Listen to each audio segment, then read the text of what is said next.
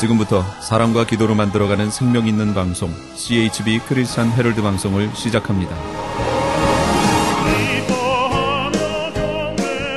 매일 새벽 4시, 매일 밤 11시 하루의 시작과 마무리를 함께하는 CHB 크리스찬 헤럴드 방송은 크리스찬 헤럴드 신문과 가장 인기 있는 기독교 정보를 담고 있는 www.christianherald.com과 함께 오늘도 성실하게 여러분 곁에 함께할 것입니다. 하나님께서 선물로 주시는 오늘 하루를 CHB 크리스찬 헤럴드 방송과 함께 소망으로 열면서 오늘도 하나님을 섬기며 영혼을 사랑하는 복된 하루가 되시기를 바랍니다.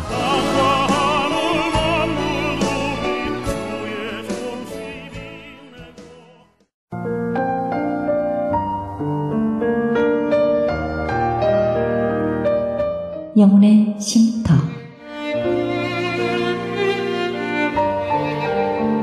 AM 1650과 인터넷을 통해 미 전역과 하와이에서는 AM 1540으로 방송을 듣고 계시는 영혼의 쉼터 애청자 여러분, 오늘도 평안하십니까? 영혼의 쉼터 김수경 인사드립니다.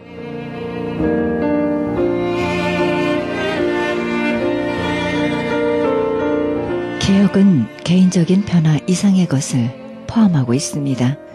우리의 온 세상은 하나님의 기준에 따라 다시 만들어질 필요가 있습니다.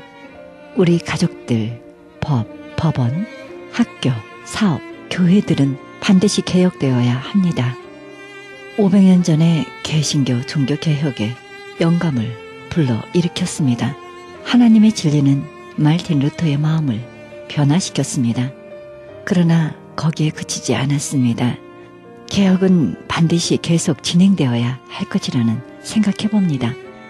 하나님의 말씀에 따라 사회의 모습을 개선하고 개혁하는 일이야말로 현 시대에 살아가는 우리들의 과업이 아니겠습니까? 오늘날 우리의 법정은 추악하게 변했으며 우리의 도시는 길거리마다 쓰레기가 흩어져 있으며 우리의 지하철은 낙서로 가득 차 있으며 우리의 도심지는 폭력의 아성으로 되어버렸습니다. 그러나 그 추한 것들이 아름답게 변할 수 있어야 하겠는데요. 하나님은 우리 안에 그리스도의 성품이 자라나게 하심으로써 우리로 변혁된 세상에 대해 소망을 갖게 하시며 새로운 자로 태어나길 원하십니다.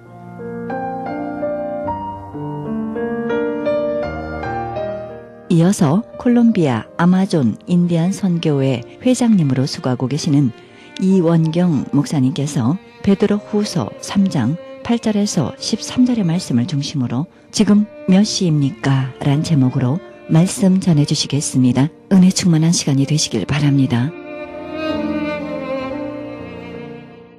자연계의 생물은 태양을 중심으로 살아가고 있습니다. 아침 해가 뜨면 일어나 날개짓하고 모이 주워 먹는 새들에서부터 기어다니는 동물, 식물 모두 태양에 따라 움직이고 있습니다. 사람도 마찬가지입니다. 아침에 해가 뜨면 일어나 직장에 나가 일하다가 해가 지면 퇴근해서 집에 와서 쉽니다. 따라서 해가 없다면 지구상의 모든 생물은 멸망하고 말 것입니다.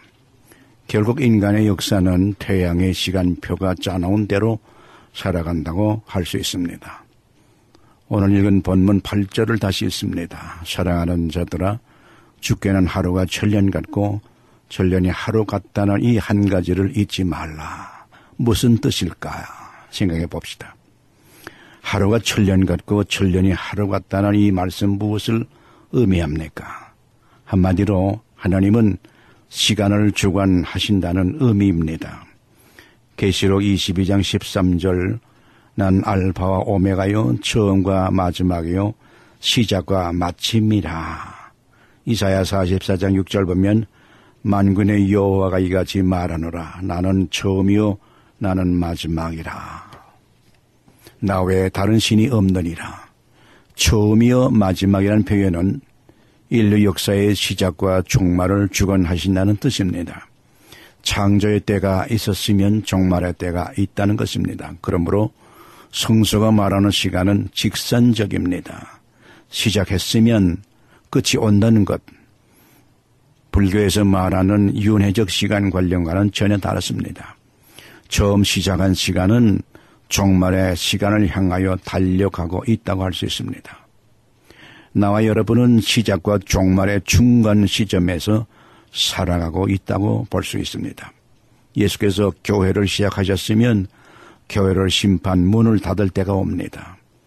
인간의 생명이 엄마의 태초를 끊고 시작했으면 숨을 거두는 죽음의 때가 온다는 것입니다. 그래서 전도서 3장 1절로 2절 보면 보험사에 기한이 있고 천하만사가 다 때가 있나니 날 때가 있고 죽을 때가 있으며 심을 때가 있고 심은 것을 뽑을 때가 있으며 그랬습니다.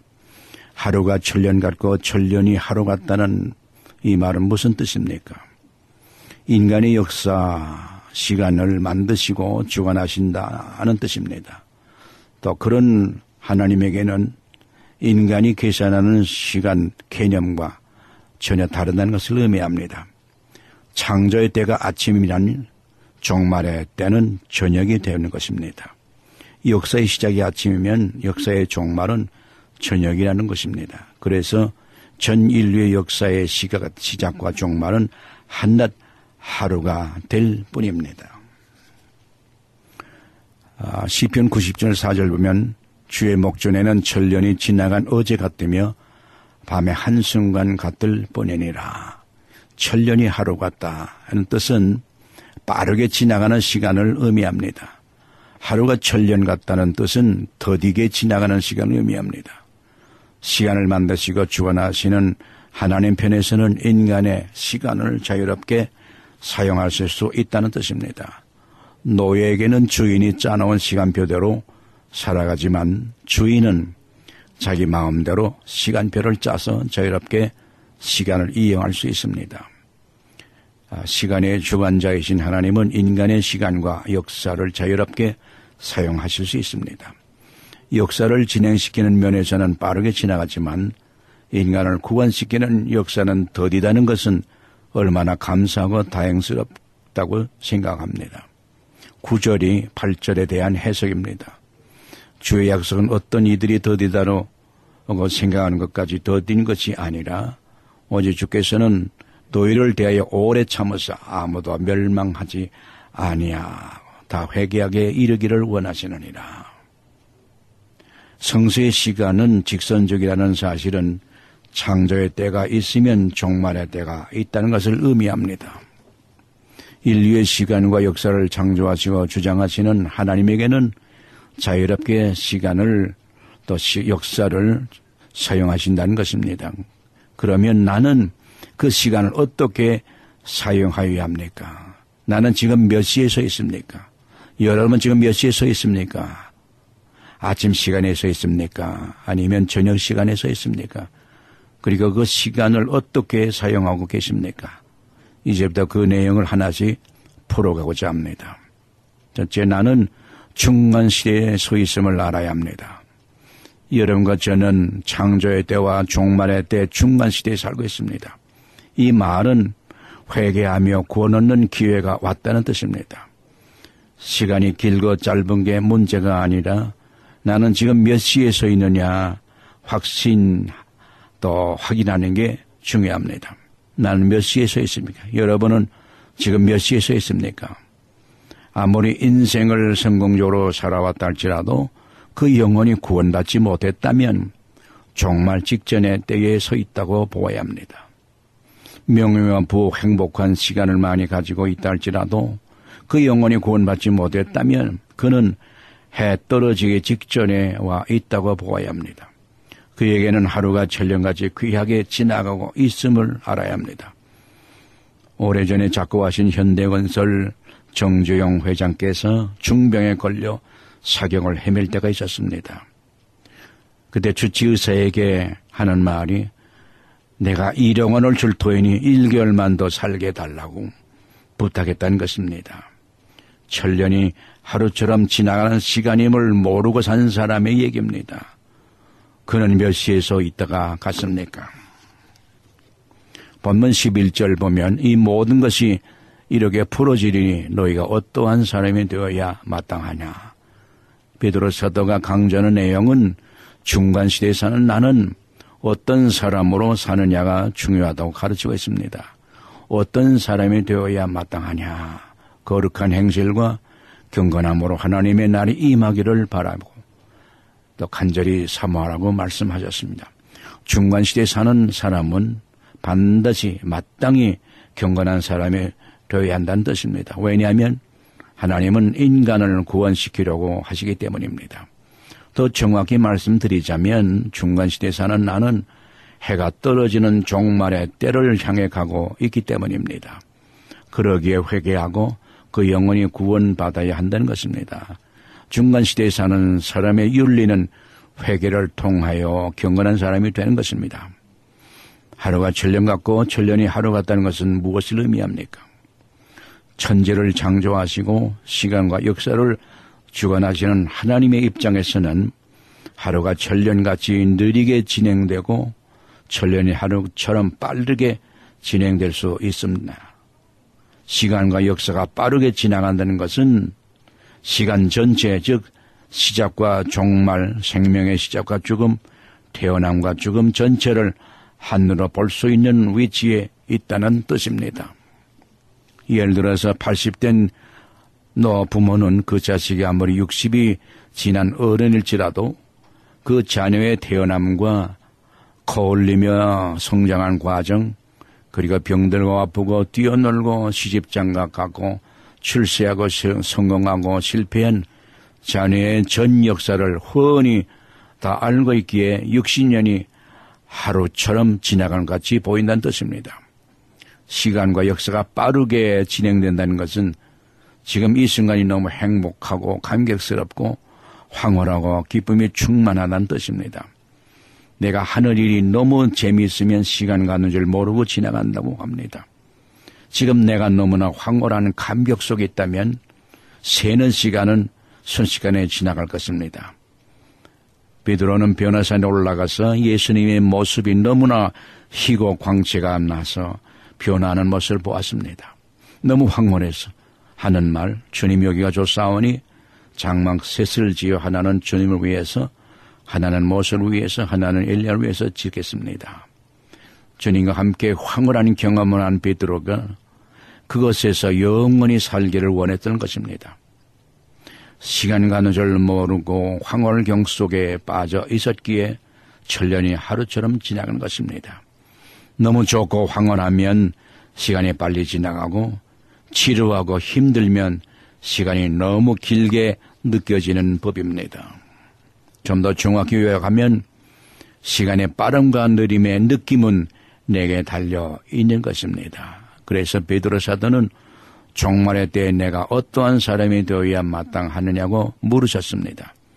거룩하고 경건한 사람으로 서 있어야 빠르게 지나가는 시간이나 느리게 지나가는 시간은 내게 주장할 수 있다는 것입니다. 하나님은 인간을 죄에서 구원하시는 계획은 느리게 진행하지만은 누구나 구원 얻게 하려 하심에 있어서는 역사가 진행하는 것이 우리보다 빨리 지나가는 것입니다. 그러면 나는 이 시간을 어떻게 이용해야만 합니까? 한마디로 오늘이라는 이 시간을 잘 사용해야 합니다. 지나간 과거에 붙잡혀 있지 말고 다가오는 내일을 염려하지 말고 바로 오늘 이 시간은 내게 사용할 수 있는 시간이므로 잘 사용해야 합니다. 주께서 마태복음 6장 34절 그러므로 내일 일을 위하여 염려하지 말라. 내일 일은 내일 염려할 것이요 한날의 괴로움은 그날에 족하니라. 오늘이 그러므로 중요합니다. 오늘 내가 하나님께 감사할 수 있으면 내일도 감사할 수 있습니다. 오늘 내가 약한 자 도울 수 있다면 내일도 약한 자 도울 수 있습니다. 심판이 가까워오기 때문에 내가 어떤 사람이 되어야 하는가를 물으신 베드로 사도는 거룩하고 경건한 사람이 되라고 말씀하셨습니다. 그러므로 오늘이 중요합니다. 오늘 주님 앞에 찬송할 수 있어야 내일도 찬송할 수 있습니다. 오늘 주님 앞에서 감사하는 사람은 내일 하루가 천년같이 지나가거나 천년이 하루처럼 빨리 지나간다 할지라도 문제가 없습니다. 왜냐하면 감사하고 찬미하는 성도의 마음속에는 이미 처음과 나중 되시고 역사의 주인 되시는 하나님이 와 계시기 때문입니다. 요한복음 1장 15절 보면 세례요한이 메시아로 오신 예수에 대해서 다음과 같이 증언하고 있습니다. 내가 전에 말하기를 내 뒤에 오시는 이가 나보다 앞선 것은 나보다 먼저 계심이라 한 것이 이 사람을 가리킴이라 하라. 세례요한은 나사렛 예수가 자기보다 먼저 계셨다는 말씀하고 있습니다. 세례요한은 성령 충만한 선지자께 과거 2000년 아닌 창세기 때부터 계시던 하나님의 전 역사가 그의 마음속에 와 있었고 또 장차 메시아가 전 인류의 죄를 사하시는 어린 양 되시는 메시아가 되실 것을 마음에 품고 있었습니다. 지금 지각 있고 현명한 사람은 자기 선조의 100년 역사를 마음에 품고 살고 또한 장차 아들 손자 100년 뒤에 될 희망사항도 동시에 품고 있습니다. 그러므로 오늘 이 시간이 매우 중요합니다. 오늘 내가 기뻐할 수 있어야 내일도 기뻐할 수 있고 감사할 수 있습니다. 오늘을 감사, 감격, 기쁨으로 살 수 있는 사람은 천년을 하루처럼 살 수 있습니다. 그러나 걱정과 근심, 고통과 번민, 죄책감, 원망, 불평으로 하루를 산다면 그는 하루를 천년까지 힘들게 살게 될 것입니다. 이제 말씀을 마치고자 합니다. 여러분은 지금 몇 시에 서 있습니까? 아침입니까? 저녁입니까? 아니면 정오입니까? 우리 성도들은 역사의 종말을 향해 가고 있습니다. 내가 감사하고 감격하고 기뻐하며 하루를 살 수 있다면 여러분은 내일 그렇게 살 수 있습니다. 감사하며 사는 사람은 천년을 하루같이 살 수 있습니다. 그러나 고통과 걱정, 근심으로 하루를 산다면 그는 하루가 천년같이 힘들게 살 것입니다. 결국 내 마음의 상태가 천국도 지옥도 될 수 있음을 기억하시길 바랍니다. 이탈리아의 유명한 천재 화가 레오나르도 다빈치의 유명한 말 한마디 하고 마치겠습니다. 잘 보낸 하루가 평안한 잠을 가져다 주듯이 잘 보낸 일생이 편안한 안식의 잠을 선물한다. 그러므로 오늘을 잘 보내야 합니다. 이제 또 여러분이 선택할 차례입니다. 감사하면서 천년을 하루같이 살 것입니까? 아니면 근심 걱정 불평하며 하루가 천년같이 살 것입니까? 기도합시다. 오 하나님, 이 말씀을 전하였습니다. 듣는 자마다 마음속에 올바른 결정을 하게 하시고 천년을 하루처럼 사는 기쁨의 성도가 되게 하시고 이 세상이 즐겁고 유익하고 감사한 시간임을 기억하고 아름답게 살게 하여 주옵소서. 예수님의 이름으로 기도하옵나이다. 아멘.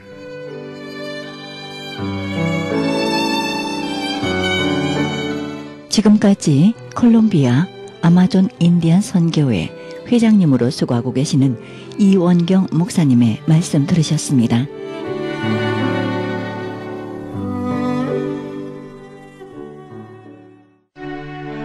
크리스천 헤럴드는 신문과 라디오는 물론 인터넷을 통해 그리스도의 복음을 가장 널리 가장 많이 전하는 종합 미디어입니다. 이런 사역을 감당하기 위해서는 우리 애청자 여러분의 후원과 기도가 절실히 필요합니다. 예수님이 우리에게 맡겨주신 이 지상사역에 함께 동참하시지 않겠습니까? 내가 너희에게 분부한 모든 것을 가르쳐 지키게 하라 말씀하신 우리 예수님의 지상명령에 함께 동참하시기 원하시는 분은 전화 213-353-0777 213지역 353-0777로 연락주시면 자세히 안내해 드리겠습니다. 지금 여러분께서는 AM 1650과 인터넷을 통해 미 전역과 전 세계에서 하와이에서는 AM 1540으로 방송되는 크리스천 헤럴드 영혼의 쉼터 함께하고 계십니다. 방송 시간과 설교 편성표는 크리스천 헤럴드 주간 편성표와 cheheraldus.com에서 확인하실 수 있습니다. 계속해서 남가주 실로암 장로교회 최경석 목사님의 말씀 보내드립니다. 이 시간 본문 말씀은 에스겔 47장 6절에서 12절의 말씀을 중심으로 생명수 강가로 나아오라 라는 제목으로 말씀 전해주시겠습니다. 여러분은 물맛을 보아 알겠죠. 갈증 날 때 물을 마셔봐서 여러분은 그 갈증이 어떤 건지, 그리고 물이 얼마나 필요한 건지 여러분 아실 것입니다. 그러나 많은 분들이 이 육신의 생수는 맛보아 알고 그것이 절대적으로 우리에게 필요한 것을 알면서도 정말 우리의 영혼이 마셔야 할 그 생수에 관해서는 알지도 모르고 맛도 모르고 무엇이 생수인지, 생수가 어떤 것인지도 알지 못하고, 이론적으로 납니다. 이론적으로는 생수는 바로 말씀이야, 성령이야, 이론적으로는 알아요. 그러나 여러분들이 영혼이 정말 그 생수가 필요하고 그 생명수가 내 영혼에 필요한 것을 간절히 정말 사모할 때가 있었는지요. 자, 여러분 한번 일주일 동안 사셨죠. 지난주에 예배 드리고 월요일부터 지금까지 살다가 이곳에 오셨습니다. 과연 일주일 동안 여러분이 물은 많이 마셨을 거예요. 이물, 저물, 쓴 물, 찬물, 더운 물, 이상한 물, 여러 가지 물을 많이 마셨을 것입니다. 그러나 여러분 영혼은 정말 생수를 마셔봤는지요? 여러분 영혼이 정말 생수의 그 참맛을 느껴봤는지 한번 물어보고 싶습니다. 그러면 과연 우리의 영혼이 마셔야 될 그 생수는 무엇인가 말이죠. 우리가 기독교인들이 많이 생수가 필요하고 생수의 근원이고 생명의 근원이고 하나님 말씀, 성령을 이야기합니다. 맞습니다. 그거 틀렸다는 얘기가 아닙니다. 그러나 실질적으로 여러분이 간곡히 정말 사슴이 시인의 물을 찾아 갈급한 것 같이 우리의 영혼이 정말 하나님의 말씀이 그립고 성령이 그립고 그 말씀을 맛보기 위하여, 마시기 위하여 애타게 사모해 본 일이 있는지 한번 물어보고 싶다는 것입니다. 오늘날 많은 기독교인들의 교회 다니면서 교회 갔다 왔다 그럽니다. 근데 내 영혼이 죽었는지 살았는지 잠자는지 어떤지도, 잠자는 영혼은 물이 필요가 없습니다. 시드는 영혼도 물이 필요가 없습니다. 오직 깨어있는 소성된 영혼만이, 깨어 활동하는 영혼, 역동적으로 활동하는 영혼만이 생수가 필요한 것입니다. 여러분 육신도 잠이 들 땐 물이 필요 없습니다. 깨었을 때야 물이 필요합니다. 마찬가지입니다. 여러분이 만약에 일주일 동안 그 생수가 그립지 않았다면, 하나님의 말씀이 그립지 않았다면, 하나님의 말씀이 사모할 만큼 그렇게 그립지 않았다면 여러분의 영혼은 일주일 동안 잠자고 있었던 거예요. 여러분들이 실제로 그래요. 저도 일주일 동안 살면서 저는 아침 저녁 매일 말씀을 읽고 또 묵상하고 하지만 여러분 삶을 통해서 일주일 동안 얼마나 이 말씀을, 이 성령을 간절히 사모해 봤는지요. 여러분 자신에게 한번 물어보세요. 많은 사람들이 나 기도하고 찬송하고 하지만 정말 하나님의 말씀을 안 먹으면, 하나님의 말씀을 가까이 하지 않으면, 그 생수를 가까이 하지 않으면 내 영혼이 정말 목말라서 죽겠구나 하는 그런 간절한 사모함 있어 봤는지. 저는 한때 영성을 하고 이제 성령을 받았을 때에, 제가 정말 거듭났을 때에 아침에 앉으면 하루 종일 설교 말씀을 듣고 성경을 읽고 그랬습니다. 그걸 듣고 또 듣고 또 듣고 또 성경 읽고 또 듣고, 얼마나 그리운지요. 애타게 그리운지. 마치 어떤 상황인 것 같으냐면, 여러분들이 드라마를 들으면 다음 장면 어떤 게 나올까, 그렇게 그거보다 더 간절하게 사모하는 마음으로 성경 말씀을 듣고 읽고 깨달았습니다. 우리의 영혼이 깨어있으면 바로 그런 열정이 늘 난다고요. 영혼이 깨어고 잠자지 않고 있으면 계속해서 우리의 영혼도 생명수를 마시고 싶고 생수를 마시길 원한다고요. 그런데 여러분이 일주일 동안 살면서 과연 그런 느낌과 그런 감정과 그런 삶이 얼마나 있었는지 한번 물어보세요. 여쭤보세요. 교회 가는 것, 예배 드리고 오는 것 필요합니다.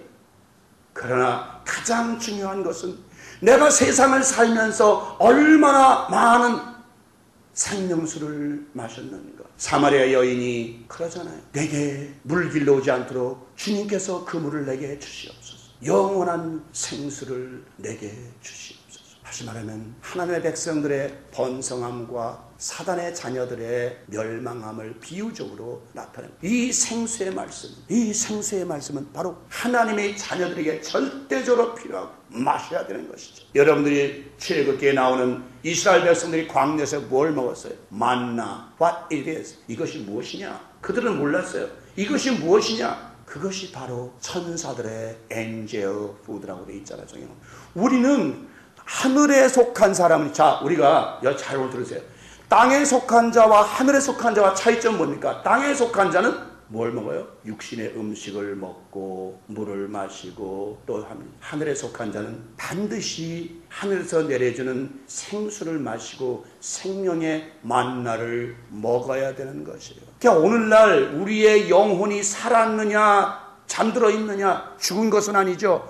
잠들었느냐 깨어 있느냐. 저는 그래서 시편 23편을 좋아합니다. 여호와는 나의 목자시니 내가 부족함이 없으리로다. 그가 나를 푸른 수당에 누이시며 쉴 만한 물가로 인도하시는다. 내 영혼을 소성케 하시고 자기의 이름을 위하여 의의 길로 인도하시는도다.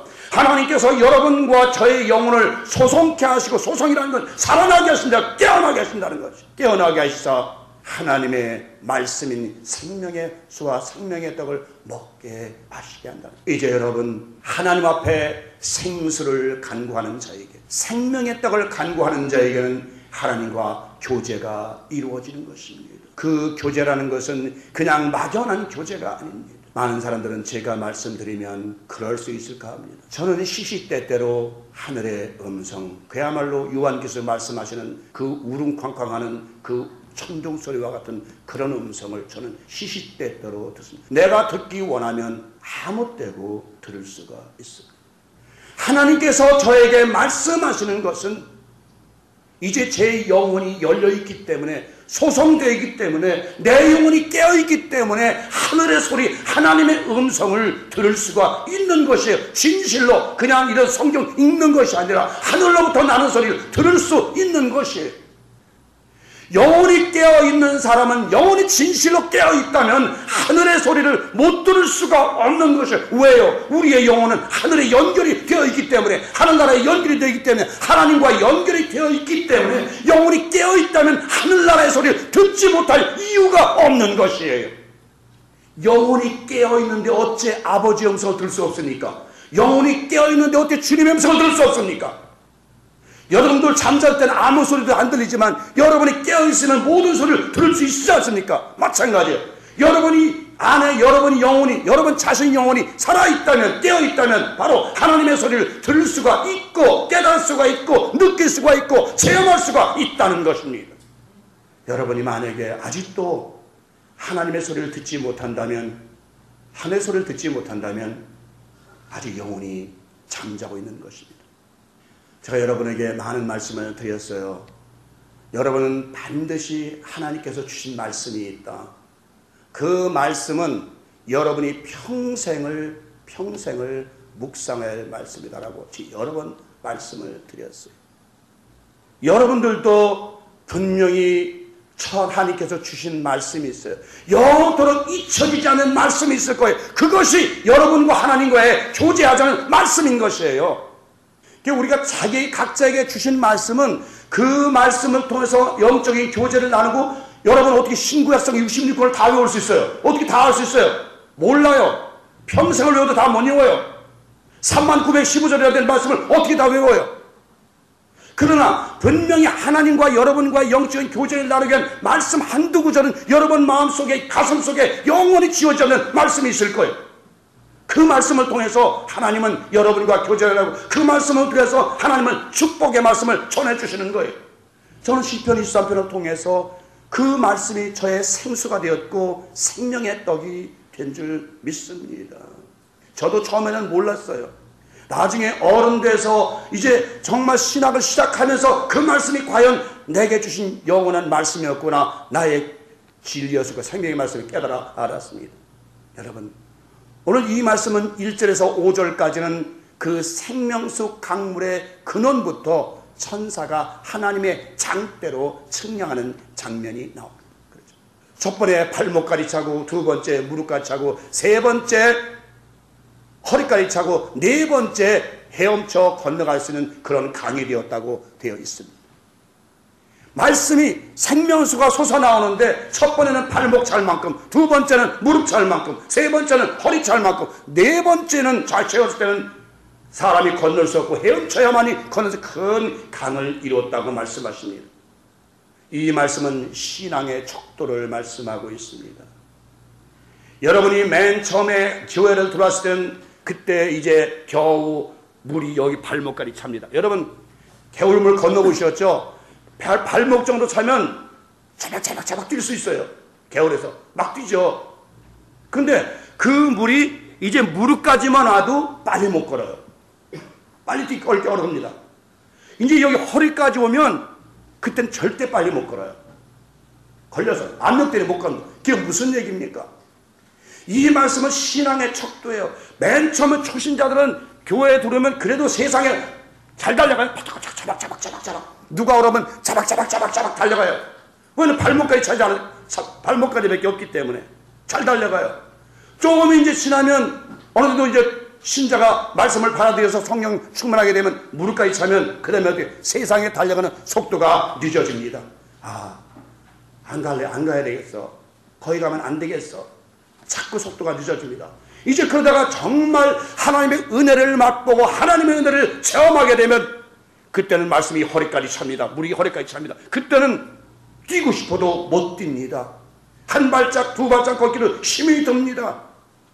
그런 신앙의 상태가 되면 이제 우리는 세상으로 달려가고 싶어도 잘 못 달려갑니다. 그 다음에 이제 완전히 우리의 머리까지 묻히게 되면, 우리가 하나님의 은혜에 완전히 묻히게 되면, 그 생수의 말씀에 완전히 잠기게 되면, 성령에 잠기게 되면, 성령 안에 잠기게 되면 우리는 세상으로 가고 싶어도 못 간다는 것이에요.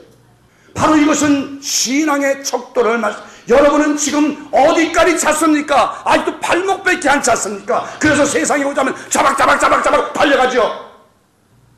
여러분의 신앙의 척도가 지금 최소한 무릎, 허리까지 와야 세상의 사람들이 사탄이 부를 때에 함부로 달려가지 못, 빨리 달려가지 못합니다. 여기 에스에서 40장 1절에서 5절까지는 바로 그 말씀이에요. 한번 청령했더니 발목까지 차고, 한번 청령했더니 무릎까지 차고, 한번 청령했더니 허리까지 차고, 한번 청령했더니 큰 강을 이뤄서 건널 수 없더라는 얘기예요. 무슨 말씀이에요? 이 말씀에서 장대는 말씀의 잣대예요.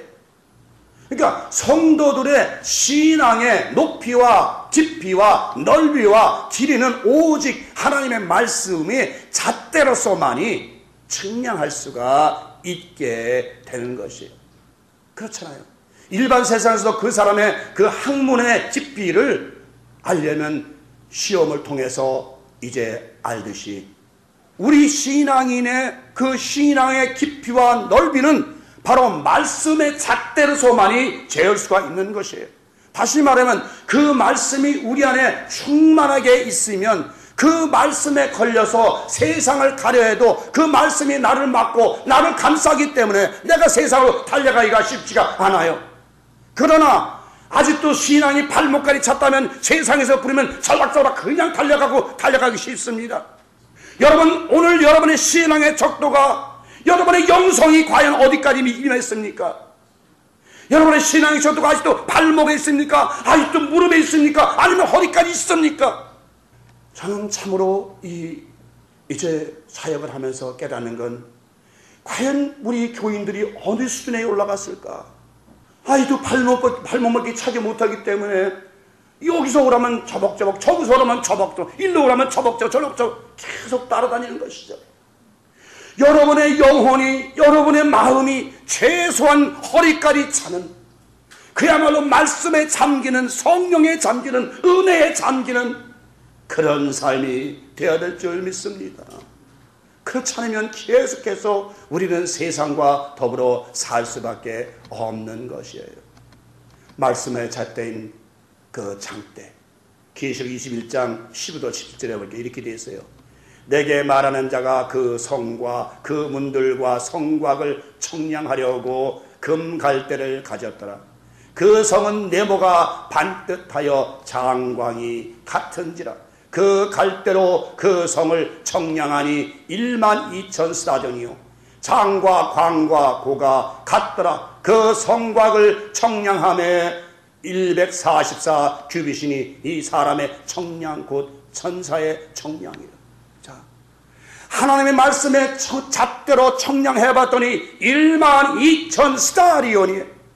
이 말씀은 무슨 말씀입니까? 바로 우리 여러분과 제 심령, 우리 안에 있는 성전을 청량해봤더니, 다시 말하면 새하늘과 새 땅에 들어갈 사람들의 그 성전을, 마음의 성전을 청량해봤더니 12,000 스타디온이요 144 규빗이 얼마나 깊은 의미가 있는지 아십니까? 12,000 스타디온은 무엇입니까? 저 다저스 야구장 그게 스타디온 하나예요.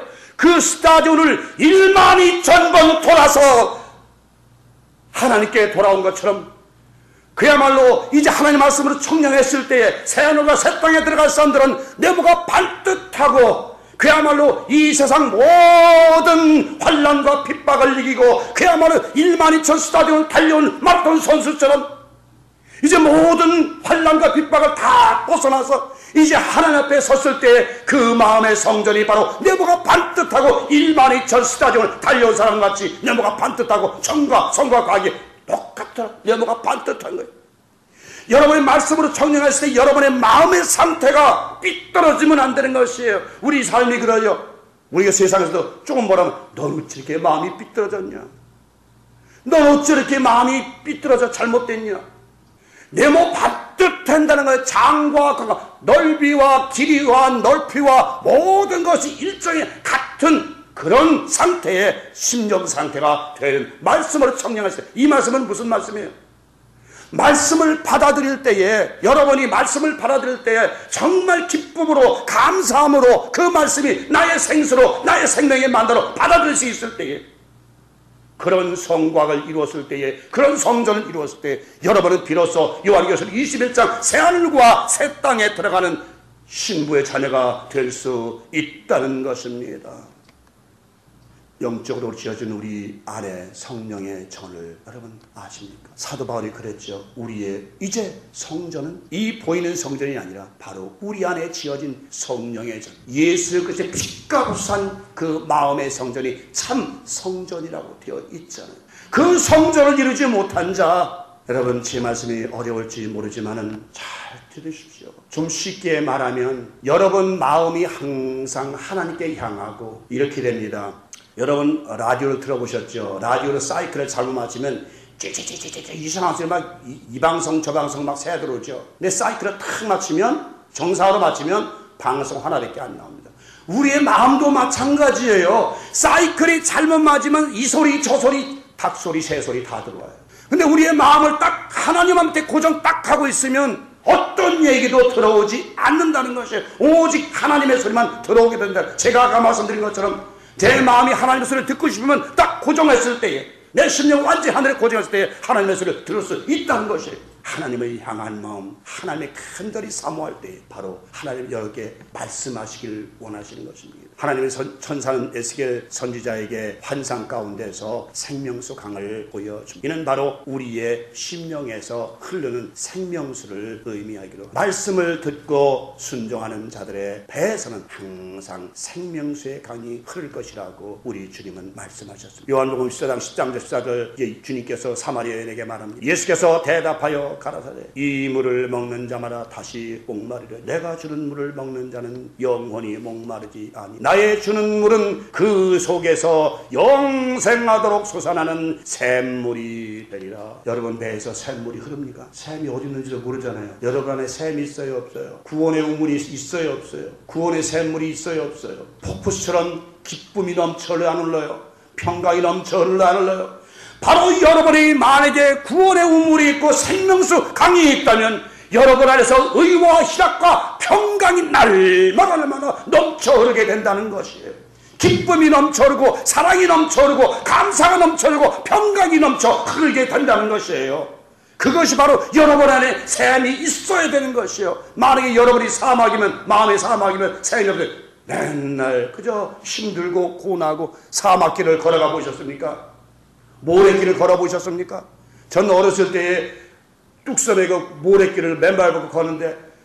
친구들과 뛰는데 제가 항상 얼마나 힘든지, 여러분 이런 여기 뛰는 거와 모래바닥 뛰는 거는 훨씬 힘듭니다. 푹푹 빠져가지고요. 조금만 가면 지쳐요. 바로 우리의 마음에 샘물이 없으면 그런 마음이에요. 조금만 가면 지쳐요.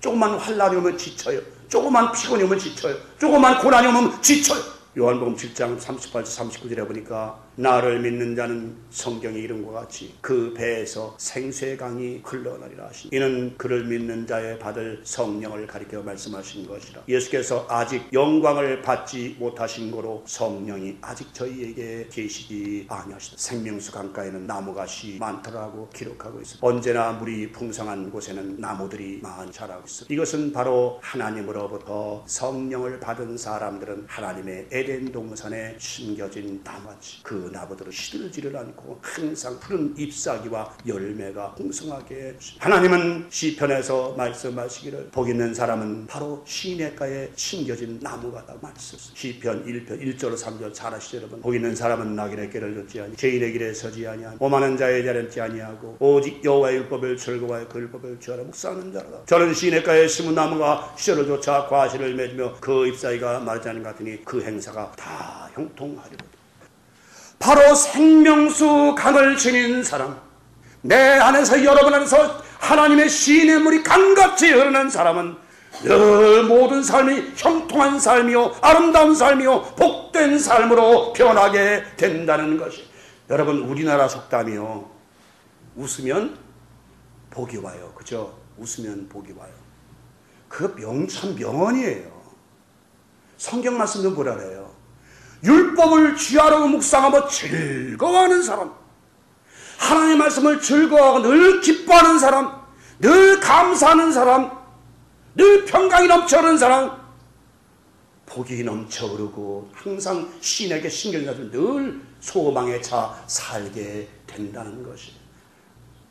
여러분 바로 이 생명수의 강이 여러분 안에 있다면, 여러분 안에 평강이 있다면, 여러분 안에 기쁨의 샘이 흐른다면, 구원의 우물이 여러분 안에 분명히 있다면 여러분과 저의 삶은 완전한 다른 삶을 살 수가 있는 것이. 그런데 여러분과 제 안에 그 샘물이 없다면, 그 강물이 흐르지 않는다면 여전히 뭐예요? 짠 바다와 같이, 짠물 바다와 같이, 소물 바다와 같이 늘 찡그리고 살 수밖에 없다는 것이에요. 이 말씀에서 바닷물은 세상에 속한 죄인들을 여기까지만 하고 말겠습니다만, 바다는 열국 세상 나라를 의미하는 것이에요. 그래서 계시록 13장에서는 뭐예요? 바다에서 한 짐승이 올라온다고 기록을 하고 있어요. 바다, 이 바다는 바로 세상을 이야기하는 것이에요. 한 가지 더 말씀드리고 말겠습니다만, 우리가 오늘 물에 대해서 말씀하고 있습니다. 여러분 창세기 둘째 날에 아시죠? 궁창을 중심으로 윗물과 아랫물을 나누셨어요. 근데 많은 사람들은 오늘날 이제 이 우주를 탐사하는 사람들은 화성에 물이 있었다 없었다, 있었던 흔적이 있다 없다, 모든 별에 물이 없다, 그래서 사람이 살 수가 없다, 그런 얘기를 해요. 근데 성경은 그걸 얘기하는 거 아니에요. 궁창을 중심으로 윗물과 아랫물을 나누셨어요. 분명히 하늘 위에도 물이 있어요. 여러분 그건 구름층이 아닙니다. 이 세상에 바다와 강물이 있는 것처럼 저 하늘 어딘가에도 이 세상보다 아름답고 아주 활달한 그런 아름다운 강이 흐르고 있다는 것을 여러분 분명히 아시는 거예요. 하나님은 분명히 궁창을 중심으로 윗물과 하늘 윗물과 궁창의 윗물과 궁창 아랫물, 궁창 아랫물, 여기 세상에 속한 바다, 강, 호수 모두 궁창 위의 물들은 아직 사람이 발견하지 못했습니다. 아직 궁창 위에 있는 물은 하나님께서 세상 사람들에게 알려주시질 않았어요. 언젠가 어떤 과학자 그런 얘기를 했어요. 저 하늘 어딘가에도 12강물이 흐르고 있다라고. 아직 하나님께서는 우리 인생들에게 궁창 위의 물에 대해서는 말씀하고 계시질 않아요. 그 물은 바로 어디서 흐릅니까? 낙원에 흐르고 있습니다. 우리가 이 땅을 떠나서 갈 그 낙원에 그 아름다운 강물이 하나도 오염되지 깨끗한 생명수의 강이 그곳에 흐르고 있다는 것입니다. 다음 시간에 거기에 또 말씀드리겠지만, 여러분 오늘 이 말씀 이것만은 기억하십시오. 오늘 말씀 여러분 안에 생명수의 강이 있는지 없는지, 그리고 여러분의 영혼이 정말 깨어 있는지요? 깨어 있다면 날마다 여러분의 영혼이 나 생수 좀 마시게 해줘, 나 성령을 마시게 해줘, 나 말씀을 좀 마시게 해줘. 날마다 영혼이, 갈급한 영혼이 여러분에게, 육체에게 말할 것. 그러나 여러분이 그 소리를 듣지 못한다면, 영혼의 간구하는 소리, 영혼의 호소 소리, 영혼의 울부짖는 소리를 여러분이 듣지 못한다면, 여러분 참으로 큰 일입니다. 아직도 여러분이 만약에 여러분 영혼이 생수를 원하지 않고, 말씀 생명수의 떡을 원하지 않고, 성령을 원하지 않는다면 여러분 영혼이 아직 잠들고 있다는 것을 여러분 아시기 바랍니다. 여러분 영혼을 깨우세요. 이 시간 깨우세요. 찬송으로, 기도로, 말씀으로 여러분의 영혼을 깨워서 성령 안에서, 하나님 안에서 우리가 찬송하고 기뻐하며 감사하는 생활이 늘 흘러넘칠 수 있도록 여러분 사시기 바랍니다. 여러분의 영혼이 깨어있지 않으면, 여러분의 영혼이 살아있지 않으면, 역동하지 않으면, 역사하지 않으면 여러분은 여전히 잠자는 영혼과 함께 살고 있는 것입니다. 사도 바울은 말합니다. 밤에 자는다는 자게 나더라. 너희는 빛의 자시요 낮의 자녀들이 너희는 항상 깨어 근신하라. 우는 사자를 대적하라. 영혼이 깨어있어야 우는 사자를 대적하죠. 영혼이 소성되어 있어야 마귀를 대적하지요. 영혼이 잠자는데 어찌 사단을 대적할 수 있습니까? 사랑하는 신람 성도 여러분, 여러분 안에 있는 영혼을 깨우십시오. 여러분 안에 영혼을 깨우십시오. 잠자는 영혼을 깨우십시오. 일어나게 하십시오. 일어나라, 일어나라, 일어나라. 여러분 달리다고 마시죠. 깨어라, 일어나라, 달리다금 일어나라.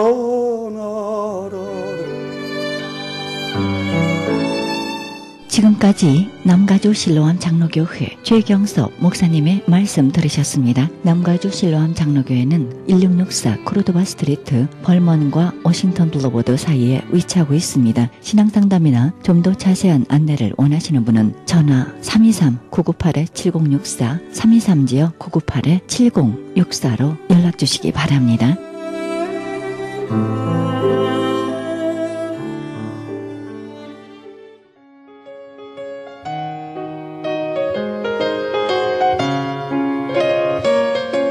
창간 37주년을 바라보는 크리스찬 헤럴드가 새로운 역사의 미주 한인 111주년 기념하여 미주 한인 영감을 만들고 있습니다. 한인 이민 111주년 기념 미주 한인 교계 연감을 발간하여 역사적인 소중한 자료와 기념비적인 연감을 만들어 1.5세, 2세 우리 후손들에게 자신있게 계승하려고 합니다. 이 연감은 미국은 물론 한국국립중앙도서관과 국회도서관을 비롯하여 언론사, 각 신학교 도서관에 비치하도록 할 계획입니다. 정보화 시대에 발맞추어 모바일, 스마트폰, 앱을 개발하여 역사적인 기록과 유익하게 사용될 좋은 작품을 만들겠습니다. 귀 교회에서 미주 한인 연감에 적극 동참해 주시기를 바랍니다. 신청 문의는 전화 213-353-0777, 213지역 353-0777로 연락하시기 바랍니다.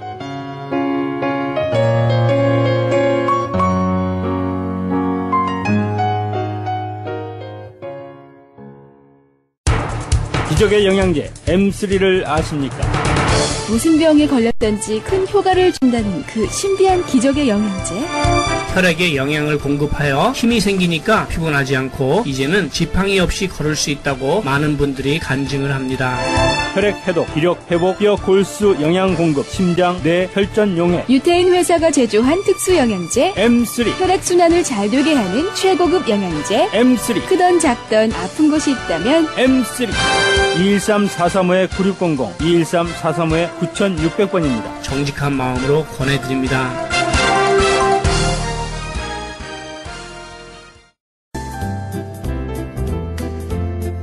CHB 건강 칼럼.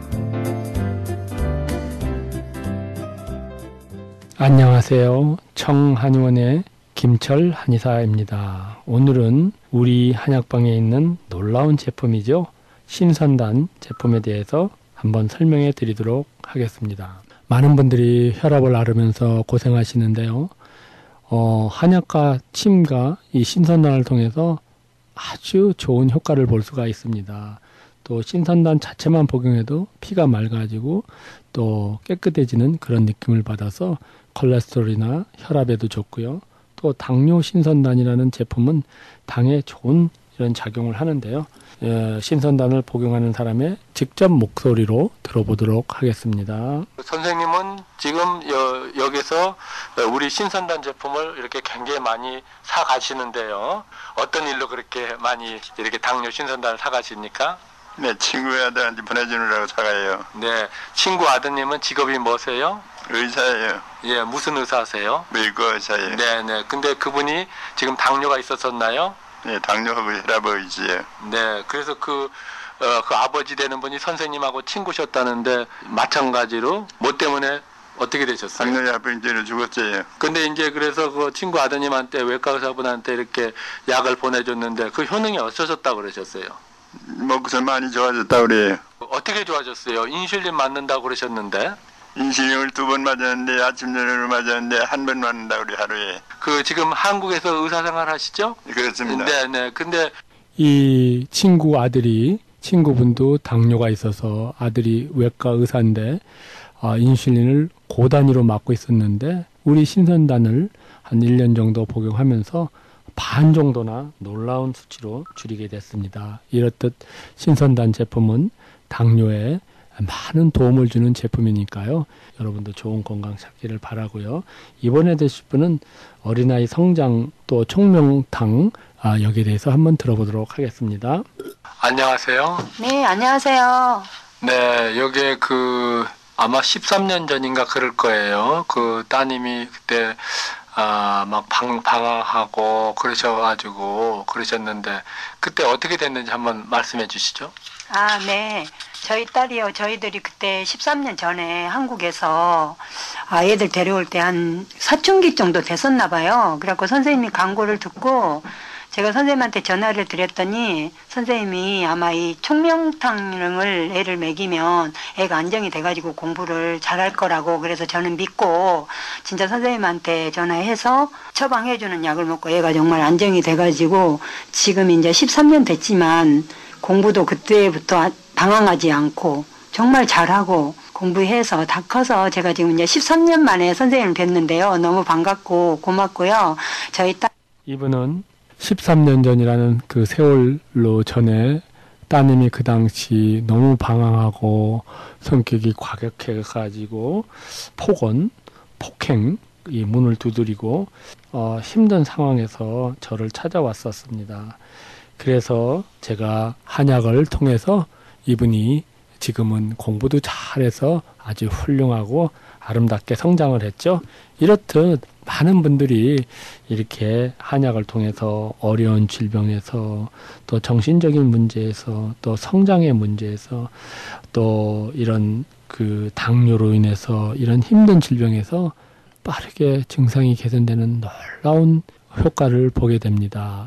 상담하실 전화번호는 213-385-5833 또 오렌지 카운티는 714-636-1412번으로 전화로 상담하시면은 힘든 질병에서 자연의 요법으로 그 수많은 양력에서 벗어나서 보다 행복하고 건강한 삶을 이루기를 진심으로 바라겠습니다. 감사합니다.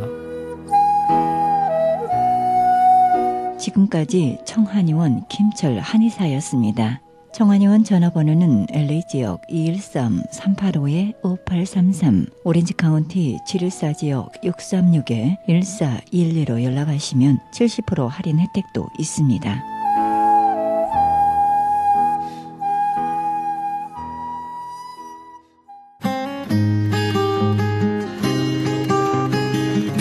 헤럴드 게시판 안내입니다. 가나 선교에서는 중국에 있는 불쌍한 조선족과 탈북자, 우리 동포의 자녀들을 돕고 있습니다. 이 사역에 함께 동참하실 성도님들의 참여를 부탁드립니다. 좀 더 자세한 안내를 원하시는 분은 전화 909-816-3457, 909지역 816-3457로 연락하시기 바랍니다. 실로암 장애인 선교센터에서는 영육 간의 치유와 상담을 해주고 있습니다. 치유센터 모임은 매주 목요일 오후 1시부터 진행됩니다.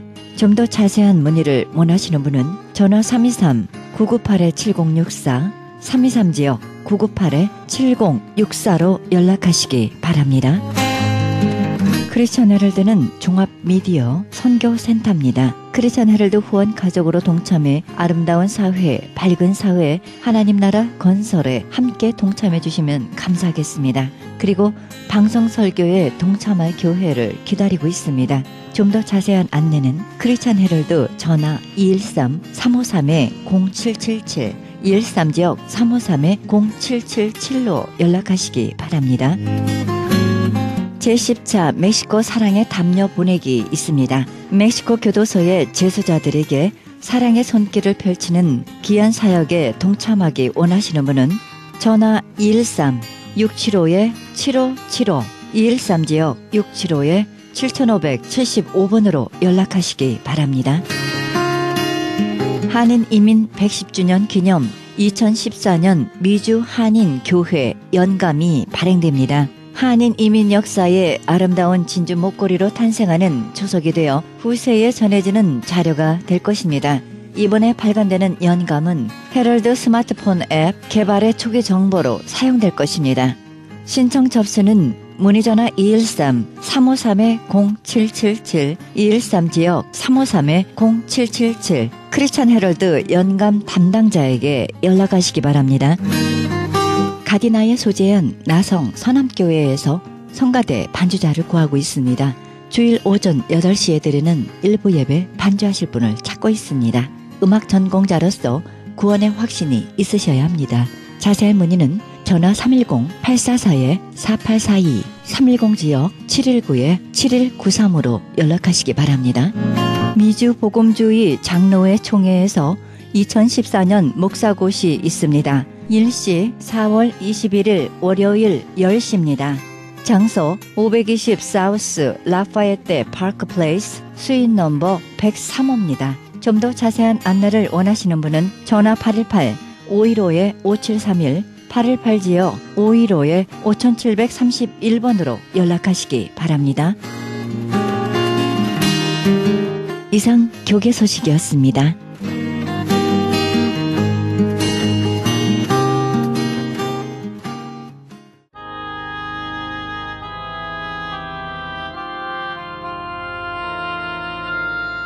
너희는 믿지 않는 자와 멍에를 같이 하지 말라. 의와 불법이 어찌 함께하며 빛과 어두움이 어찌 사귀며. 고린도 후서 6장 14절입니다. 큰 꿈을 꿀 수 있는 곳을 찾으시기 바랍니다. 믿음의 수준을 한 단계 끌어올리시기 바랍니다. 부정적인 환경을 떠나 승리의 분위기가 넘치는 곳으로 가시기 바랍니다. 절망이 아닌 희망이 있는 곳으로, 용기가 솟고 뭔가 해보자는 의지가 샘솟는 곳을 찾으시기 바랍니다. 새로운 단계로 나아가기 위한 힘을 얻을 수 있는 곳이 어디입니까? 좋은 일이 일어나기 전에 먼저 그 일을 마음에 그리시기 바랍니다. 이 방송은 먹는 음이온 PM 포뮬러, 효과 좋기로 소문난 네이처 영양제 센터와 이민법을 전문으로 하는 김한주 변호사 제공입니다. 지금까지 여러분께서는 그리스도의 복음을 가장 널리 가장 많이 전하는 크리스천 헤럴드 방송에서 보내드린 영혼의 쉼터 함께 하셨습니다. 진행의 김수경이었습니다. 오늘도 평안한 밤 되시기 바랍니다.